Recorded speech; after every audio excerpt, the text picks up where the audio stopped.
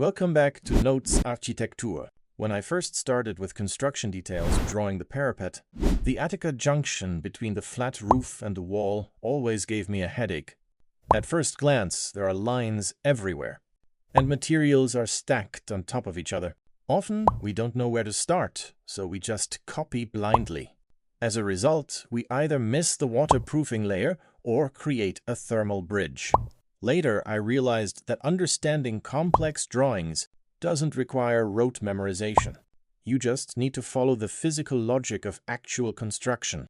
Today, I'm using a classic detail from an authoritative architectural reference book, Mauerwerk Atlas by Edition Detail. I'll share my personal note-taking method using a 5-step breakdown to show you the underlying logic of this detail layer by layer. Grab your pen and paper and let's get started. My first step in taking notes is always to strip out the skeleton of the drawing. No matter how fancy the details are, the building has to stand up first. When you get a detailed drawing, ask yourself, what is carrying the load? In this drawing, I first spot the thick reinforced concrete slab in the middle. Moving downwards, it is supported by the inner masonry wall, shown with a diagonal hatch pattern. Notice that this load-bearing wall continues upwards past the slab. It is the main skeleton of the entire parapet. Once we extract the main structure, doesn't this dense drawing instantly become clearer? Now that we have found the skeleton, let's move from the bottom up. Step 2. Lay down the vapor control layer. We all know flat roofs are prone to condensation. Look at the first dashed line right above the concrete slab. This is the vapor barrier. Why put it right against the slab? Because its job is to strictly block warm, moist indoor air from moving upwards, preventing water vapor from entering the insulation layer and condensing. With the moisture blocked, step 3 is to lay down the insulation. This is also where it's easiest to spot good or bad detailing logic. But when I first looked at this original drawing, I noticed a problem. Look closely at the insulation continuity here. The external wall insulation does continue upwards along the inner wall. However, the horizontal roof insulation board stops right at the inner face of the parapet. What does this mean? It means the inner face of the parapet is directly exposed to the cold air. Cold air will travel down through the brickwork straight into the concrete slab. This is a very typical thermal bridge. If I were optimizing this detail in a real project, my approach would be, without changing the external appearance, just replace the first course of bricks at the bottom of the parapet with a load-bearing thermal block, also known as a Kimmstein.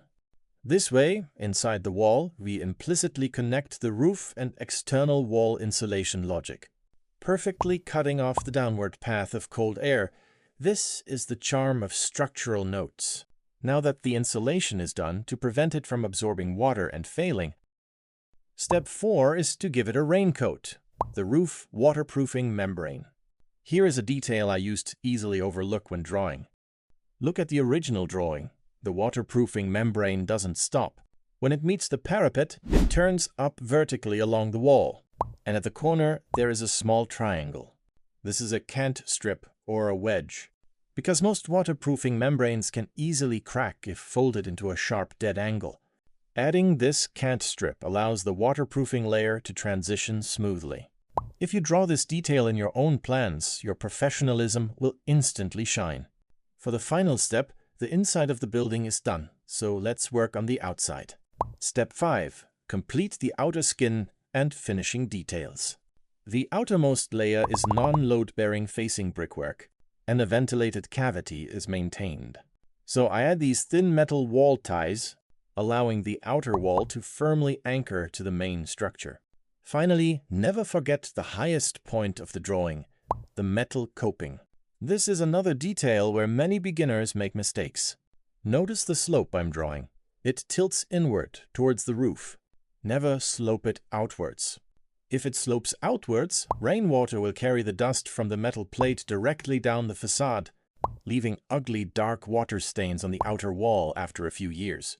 Draining the water inwards to the internal roof system is definitely the voice of experience. You see, By drawing it out on paper like this, doesn't the underlying logic of that dense detail become very clear? I always believe that drawing details shouldn't be mechanical copying. 1. Find the main structure. 2. Lay the vapor barrier. 3. Connect the insulation. 4. Apply waterproofing. 5. Finish the outer skin. As long as you master this underlying logic I've shared, no matter what materials you encounter next time, you'll be able to draw it with confidence. I hope today's notes inspire your drawings. If you like this hand-drawn breakdown method, don't forget to give me a thumbs up and subscribe to Notes Architektur. See you in the next notes.